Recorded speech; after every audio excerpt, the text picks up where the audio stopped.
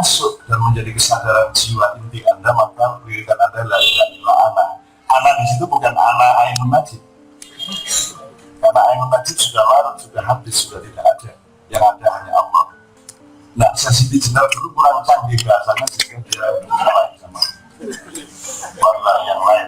Nah, sekarang semua wali tidak ada yang menggantung saya karena saya menjelaskannya dengan bahasa. Jadi ketika saya bilang la ilaha illa ana, itu ana bukan ana ainun najib, tapi ana Allah. Karena tidak mungkin kalau Allah sudah eksis, tidak mungkin yang lain bisa eksis. Sudah tidak ada aku lagi. Jadi yang berwirid sudah bukan aku lagi, sudah bukan ainun najib.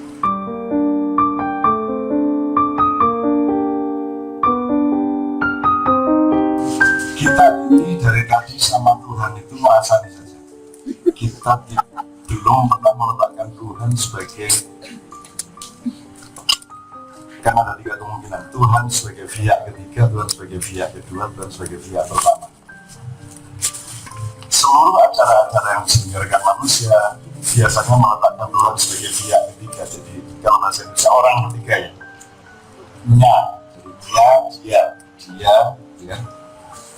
Maka kalau orang berwirid pada posisi ini, dia la ilaha illallah, la ilaha illallah, karena Allah dirasani. Allah itu something there, something around, tapi dia tidak di hadapanmu.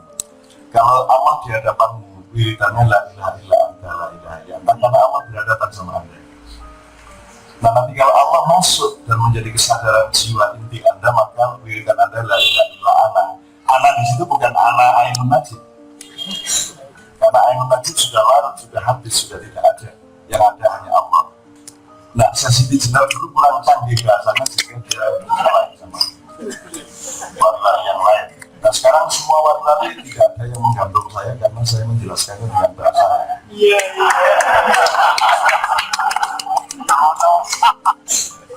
Jadi ketika saya bilang la ilaha illa ana, itu ana bukan ana ainun najib, tapi ana Allah. Karena tidak mungkin kalau Allah sudah eksis, tidak mungkin yang lain bisa eksis. Sudah tidak ada aku lagi. Jadi yang berwirid sudah bukan aku lagi, sudah bukan ainun najib. Gitu. Itu kesadaran subjektif pada momen tertentu yang segera kita akan keluar dari situ kembali ke la ilaha illallah, la ilaha illa anta. Nah, kalau kita tetap bertahan di situ, gendeng. Bertahan la ilaha illallah, di saya Tuhan, saya Tuhan. Itu yang disebut tauhid. Jadi orang wiritan saja bisa menciptakan tauhid. Makanya wiritan tidak pasti baik, sholat tidak pasti baik, apalagi cuma lagi haji, apalagi umroh. Jadi umroh itu belum tentu baik, apalagi umrohnya jelas pakai duit yang. Tapi ternyata saya kan dulu pernah mengecam, kalau kamu korupsi jangan dipakai naik haji atau umroh, kan sia-sia. Tuhan kan tahu nyuri. Kamu harus pakai untuk berfoya-foya. Nah, kalau korupsi, pakailah uangmu untuk berfoya-foya, untuk hidup, untuk pakai-pakai, lacur, Tapi saya ternyata salah, bisa-bisa. Ternyata memang umroh itu bermewah-mewah. Jadi sudah benar bahwa dia umroh karena dia korupsi terus dia bermewah-mewah dengan cara umroh kan begitu. Jadi memang nggak apa-apa, sudah benar. Ternyata umroh itu bermewah-mewah. Orang semua berlomba-lomba di Facebook di mana-mana. Ini sama umroh gini, kan gitu kan. Jadi memang dia bermewah-mewah, berfoya-foya dengan umroh. Gitu loh. Nah, nanti kalau saatnya tiba Tuhan agak tersinggung. Sekarang Tuhan masih berpuasa. Sekarang Tuhan baru mengatakan innahum yakiduna kaida. Tapi dia mengatakan maaf itu kaida. Dan famahilil kafirin amhilum mulai, kita kasih waktu sebentar. Nah, doakan sebentarnya ini berlangsung setelah Anda meninggal. Terus kalau mau lagi berfoya-foya sadar-sadar Gus, ngomong nanti masih lama untuk Tuhan hari rayanya kan. Saya pengennya Tuhan berhari raya karena Tuhan ini kan sedang berpuasa terus. Dibiarkan aja. Dibiarkan semua kezaliman sampai Iwan tanya, saat ini kematangan apa kebusukan? Loh, bagi bangsa Indonesia yang sangat kenal penderitaan, kebusukan itu bisa menjadi kematangan. Bagi orang yang kehausan tidak ada minuman, maka air kencingnya sendiri bisa sangat lezat. Yang begitu. Jadi seluruh kebusukan ini bisa nikmat bagi kita. Begitu kita sudah menjadi set atau ulat-ulat kecil, maka borok dan tai itu nikmat bagi kita. Nah, kira-kira bangsa Indonesia sudah seperti itu. Sudah disiso mangan tai, disiso. Enak rasanya enak. Mangan aspal enak. Nah, yang tidak adalah Anda. Anda tidak percaya bahwa kayu itu enak, Anda tidak percaya bahwa Anda adalah set, maka Anda datang di Senduri Cinta karena Anda tahu insya Allah dengan naluri dan insting Anda bahwa ada kebaikan yang sesungguhnya yang sejati dan akan kita cari bersama-sama di sini. Lambat atau cepat ini akan berkembang menjadi mainstream sehingga pada suatu hari bangsa Indonesia akan percaya bahwa kita bisa menciptakan makanan yang sejati, negara yang sejati, demokrasi yang sejati, jiwa yang sejati, kejuangan yang sejati. Dan pada saat itu Indonesia akan kita maintain dengan sangat bagus dan seluruh dunia tidak takut sama kita tetapi cinta kepada kita karena kita memimpin mereka dengan penuh kesantunan dan cinta. Ini akan membuat Anda nanti menjadi orang yang diizinkan Tuhan untuk menciptakan sesuatu yang baru, termasuk menyempurnakan nama Indonesia, konstitusinya, sampai segala sesuatu nanti Anda rubah insya Allah. Perkara Anas Nasaruddin masalah kecil yang harus dilalui. Dan saya tidak perlu memberitahu Anda apa-apa. Saya juga ngerti jalannya untuk Anas harus bagaimana, tapi kan dia kan anak saya, jadi saya nggak perlu.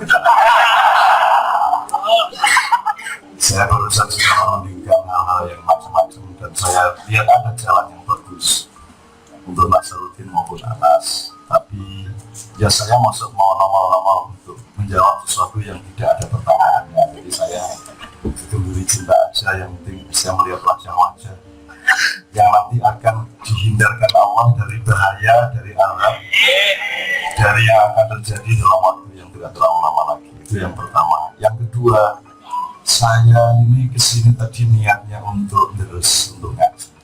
Karena seluruh elaborasi intelektual mengenai tema-tema yang diungkapkan itu sudah sangat cukup dikemukakan oleh saudara-saudara kita. Jadi saya ingin menyumbang. Aku tak ngaji ya Bro. Tak muncul. Jadi saya sebenarnya terhadap jamaah amannya saya menganjurkan membaca 3 surat paling tidak seminggu sekali.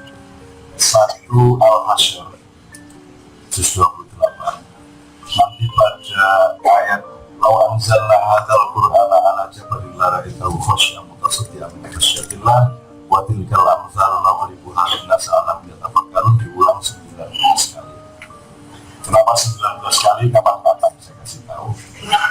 Setelah itu Ar-Rahman juz 27 itu nanti ketika ayat ya ma'syarul jinni wal insi in istata'tum an tanfudhu min aqtaris samawati wal ardi fanfudhu la tanfudhuna illa bisultan, diulang 19 kali.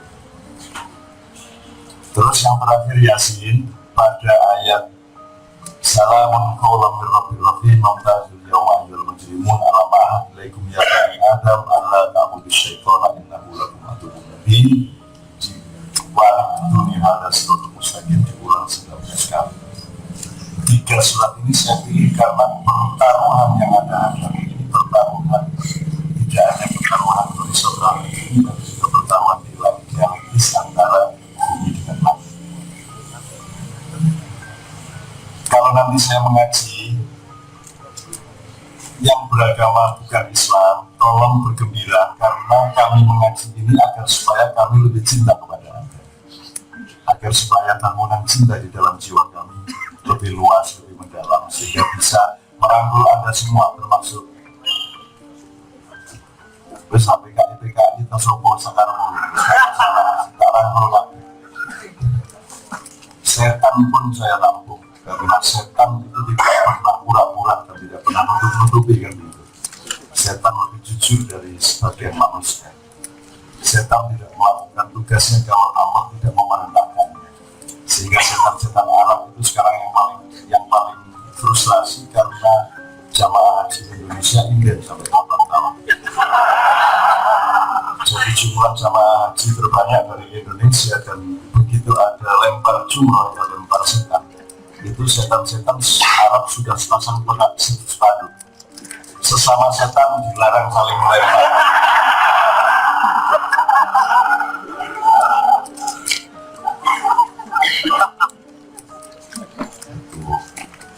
Nah, di induri cinta semua dipahami dengan lengkap, dengan ilmu tawaf, dengan ilmu yang tidak melihat hanya dari satu dua sisi, tapi mengelilinginya pun tidak dalam satu bidang, tidak dalam satu dataran, mengelilingi dalam multi dataran, multi dialektika. Jadi tidak hanya polarisasi, tidak hanya tapi multipolar.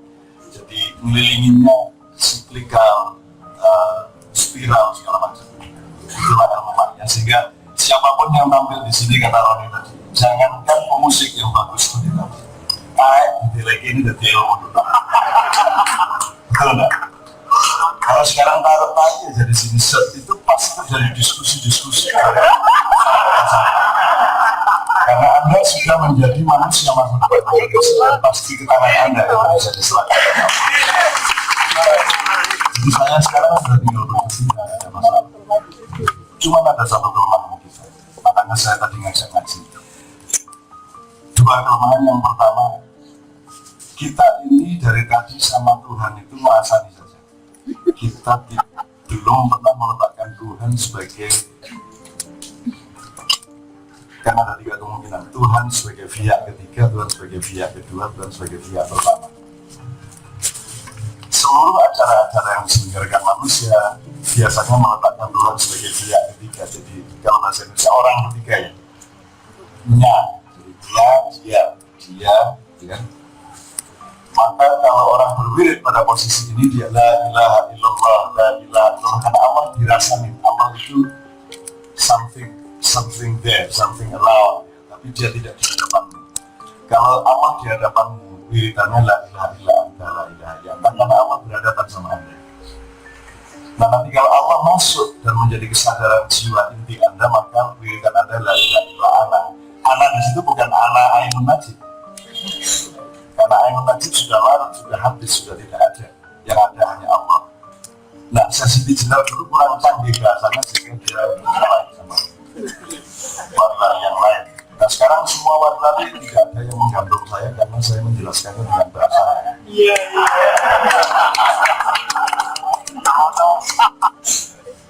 Jadi ketika saya bilang la ilaha illa ana, itu ana bukan ana ainun najib, tapi ana Allah. Karena tidak mungkin kalau Allah sudah eksis, tidak mungkin yang lain bisa eksis. Sudah tidak ada aku lagi. Jadi yang berwirid sudah bukan aku lagi, sudah bukan ainun najib. Gitu. Itu kesadaran subjektif pada momen tertentu yang segera kita akan keluar dari situ, kembali ke la ilaha illallah, la ilaha illallah. Nah, kalau kita tetap bertahan di situ, gendeng. Bertahan la ilaha illallah, ini saya ini Tuhan, saya Tuhan. Itu yang disebut tauhid. Jadi orang wiritan saja bisa menciptakan tauhid. Makanya wiritan tidak pasti baik, sholat tidak pasti baik, apalagi cuma naik haji, apalagi umroh. Jadi umroh itu belum tentu baik, apalagi umrohnya jelas pakai duit yang. Tapi ternyata saya kan dulu pernah mengecam, kalau kamu korupsi jangan dipakai naik haji atau umroh, kan sia-sia. Tuhan kan tahu sendiri. Kamu harus pakai untuk berfoya-foya. Nah, kalau korupsi, pakailah uangmu untuk berfoya-foya, untuk hidup, untuk pakai lajur, tapi saya ternyata salah, bisa. Ternyata memang umroh itu bermewah-mewah. Jadi sudah benar kalau dia umroh, karena dia korupsi terus dia bermewah-mewah dengan cara umroh kan gitu. Jadi memang nggak apa-apa, sudah benar sih. Ternyata umroh itu bermewah-mewah. Orang semua berlomba-lomba di Facebook, di mana-mana. Ini sama umrohnya gini, kan gitu kan. Jadi memang dia bermewah-mewah, berfoya-foya dengan umroh. Nah, nanti kalau saatnya tiba, Tuhan agak tersinggung. Sekarang Tuhan masih berpuasa. Sekarang Tuhan baru mengatakan innahum yakiduna kaida, tapi dia mengatakan maaf itu kaida. Dan famahilil kafirin amhilul mulai, kita kasih waktu sebentar. Nah, doakan sebentarnya ini berlangsung setelah Anda meninggal. Terus kalau apa saja berfoya-foya sadar-sadarku, ngomong nanti masih lama loh Tuhan hari rayanya kan. Saya pengennya Tuhan berhari raya karena Tuhan ini kan sedang berpuasa terus. Dibiarkan semua kedoliman sampai Iwan tanya, saat ini kematangan apa kebusukan? Loh, bagi bangsa Indonesia yang sangat kenal penderitaan, kebusukan itu bisa menjadi kematangan. Bagi orang yang kehausan tidak ada minuman, maka air kencingnya sendiri bisa sangat lezat. Kan begitu. Jadi seluruh kebusukan ini bisa nikmat bagi kita. Begitu kita sudah menjadi set atau ulat-ulat kecil, maka borok dan tai itu nikmat bagi kita. Nah, kira-kira bangsa Indonesia sudah seperti itu. Sudah isiso mangan tae, isiso. Saya tak rasanya enak. Mangan aspal enak. Nah, yang tidak adalah Anda tidak percaya bahwa tali itu enak, Anda tidak percaya bahwa Anda adalah set, maka Anda datang ke Senduri Cinta karena Anda tahu insya Allah dengan naluri dan insting Anda bahwa ada kebaikan yang sesungguhnya, yang sejati, dan akan kita cari bersama-sama di sini. Lambat atau cepat ini akan berkembang menjadi mainstream sehingga pada suatu hari bangsa Indonesia akan percaya bahwa kita bisa menciptakan makanan yang sejati, negara yang sejati, demokrasi yang sejati, jiwa yang sejati, kejuangan yang sejati. Dan pada saat itu Indonesia akan kita maintain dengan sangat bagus dan seluruh dunia tidak takut sama kita tetapi cinta kepada kita karena kita memimpin mereka dengan penuh kesantunan dan cinta. Sudah pasti, makanya Aaron saya kirim ke Belanda. Iya, menengah bapakmu tak kompor. Iya, bapakmu cuma sembayar bapakmu dewi. Bukan mana cuk, SMS begitu duit kurang. Aku nang aku nih. Mari dulu duit entek gak dikirim-kirim mau diantemi di jalan. Ini masuk kantor polisi karena ngantemi wong itu. Anjene terus diserang duluan. Iya, tapi kan anjene harapanmu yo apa cara diserang duluan. Tadi diantem kok antem ganti. Wong jamaah haji ya kono ya kepengin ngantemi wong. Lho yo apa? Oh, kayak secara pokoknya teman-teman pinter jadi orang jamaah ditangkap polisi terus gak bisa paham, polisi ini gak ngerti bahasa Indonesia, ngomongnya gak ngerti bahasa Arab, tapi di Cirono penerjemah. Terus mana nama? Ada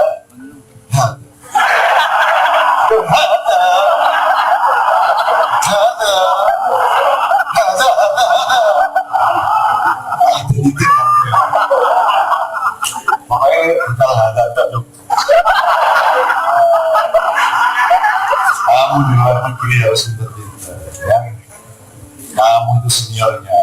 Belanda itu orang yang memperkosa bangsamu dan mereka tangan sendiri kepada yang memperkosa. Memperkosa tidak pernah tangan kepada yang memperkosa.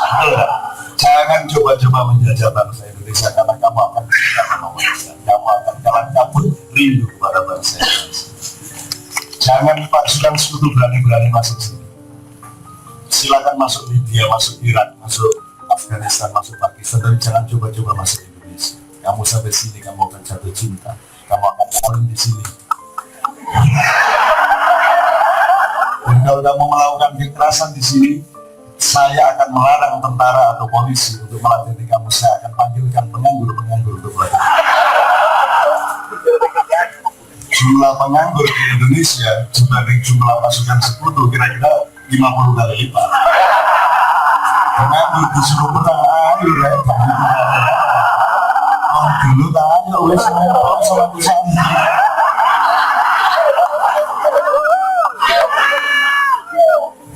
Indonesia, maka Indonesia disegani. Saya ingin katakan kepada Anda, teman saya katakan teman yang macam-macam masalah. Pokoknya sekarang Indonesia itu menjadi model, kan Mesir kebingungan habis reformasi, Aljazair kebingungan, Libya juga akan kebingungan, Irak kebingungan, dan semua negara-negara Islam di Timur Tengah sudah resmi menjadikan Indonesia sebagai model reformasi mereka, model lagi. Ya, meniru naik gitu.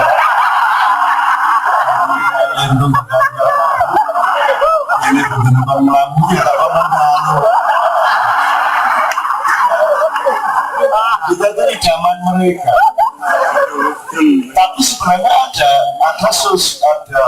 supra sosiologi yang memang tidak dipahami oleh ilmu-ilmu yang paling modern, yaitu yang mereka maksud Indonesia itu adalah rakyat Indonesia, bukan bangsa Indonesia, bukan pemerintah Indonesia, bukan negara Indonesia. Yang mereka maksud Indonesia itu manusia Indonesia.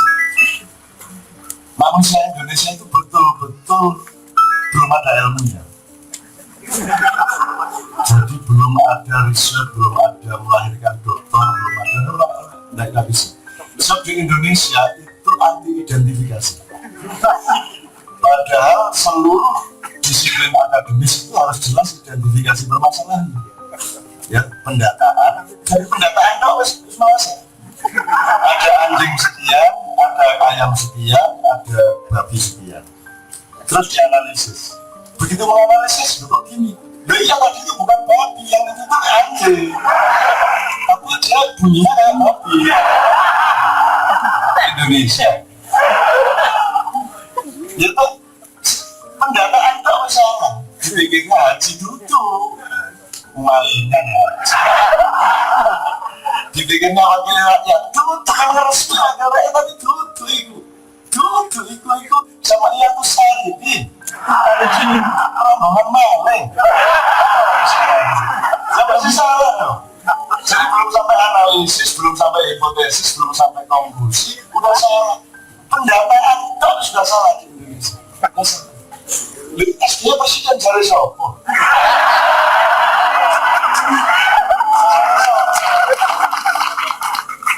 Syaratnya presiden itu dalam ilmu kenegaraan yang enggak. Dia lebih banyak melakukan pekerjaan ulama dan kembang. Dia melakukan dakwah khair, bukan amar ma'ruf. Malah ulamanya amar ma'ruf, ya bagi kita, tugas kita amar ma'ruf nahi munkar. Lu tadi dari ulama. Lu tengok. Lu amar ma'ruf itu kan artinya memerintahkan kebaikan yang sudah dijadikan pasal hukum dengan seluruh perangkatnya itu, maka disebut ma'ruf, sesuatu yang sudah diarifi dan dirumuskan menjadi pasal-pasal yang padat yang diterapkan dengan aparat dan sistem.